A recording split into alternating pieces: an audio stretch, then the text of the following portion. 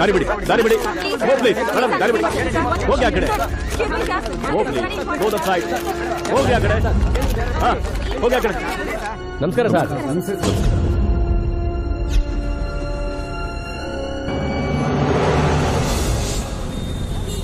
ರೀ, ಇದು ಚೆನ್ನಾಗಿ ಕಾಣುತ್ತಲ್ವಾ? ಹೌದು ಪಾರ್ವತಿ, ನಮ್ಮ ಮಗಳಿಗೆ ಯಾವುದೇ ಒಡವೆ ಹಾಕಿದ್ರು ಮಹಾಲಕ್ಷ್ಮಿ ತರ ಕಾಣ್ತಾಳ್ ಬಿಡು.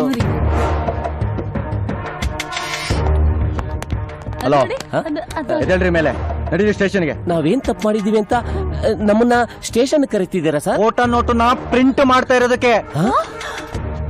ಏನ್ ಹೇಳ್ತಿದ್ದೀರಾ ಸರ್ ನೀವು? ರೀ, ನೀವು ಕೊಟ್ಟಿರೋ 3 ಲಕ್ಷ ರೂಪಾಯಿನಲ್ಲಿ 50,000 ರೂಪಾಯಿ ಫೇಕ್ ನೋಟ್ಸ್ ಇದೆ ಅಲ್ರಿ?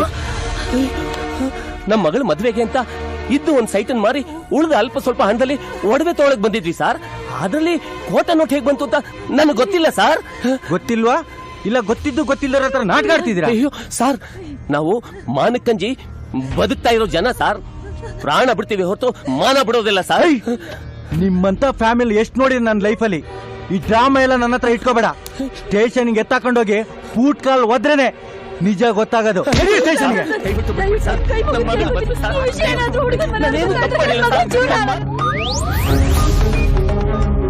ಇಂದು ಮುಂಜಾನೆ ಜ್ಯುವೆಲ್ಲರಿ ಶಾಪ್ನಲ್ಲಿ ನಡೆದ ಘಟನೆಯ ಹಿನ್ನೆಲೆಯಲ್ಲಿ ಪೊಲೀಸರ ವಶಕ್ಕೆ ಸಿಕ್ಕಿಬಿದ್ದ ದಂಪತಿಗಳಿಬ್ಬರು ಖೋಟಾ ನೋಟ್ ಜಾಲದವರೆಯೇ ಎನ್ನುವುದು ಇನ್ನೂ ಯಕ್ಷ ಪ್ರಶ್ನೆಯಾಗಿ ಉಳಿದಿದೆ. ಹಾಗೂ ಕನಕಪುರ ರೆಸಾರ್ಟ್ನಲ್ಲಿ ಅನುಮಾನಾಸ್ಪದವಾಗಿ ಕಂಡುಬಂದ ವ್ಯಕ್ತಿಗಳ ಕಾರನ್ನು ಪರಿಶೀಲನೆಗೆ ಒಳಪಡಿಸಿದಾಗ ಕಾರಿನಲ್ಲಿ ಕೋಟಿ ರೂಪಾಯಿಯಷ್ಟು ಖೋಟಾ ನೋಟುಗಳನ್ನು ಅಕ್ರಮವಾಗಿ ಸಾಗಿಸುತ್ತಿರುವುದು ಪತ್ತೆಯಾಗಿದ್ದು, ಸಂಬಂಧಪಟ್ಟ ವ್ಯಕ್ತಿಗಳು ಸ್ಥಳದಲ್ಲೇ ಕಾರನ್ನು ಬಿಟ್ಟು ಪರಾರಿಯಾಗಿದ್ದಾರೆ.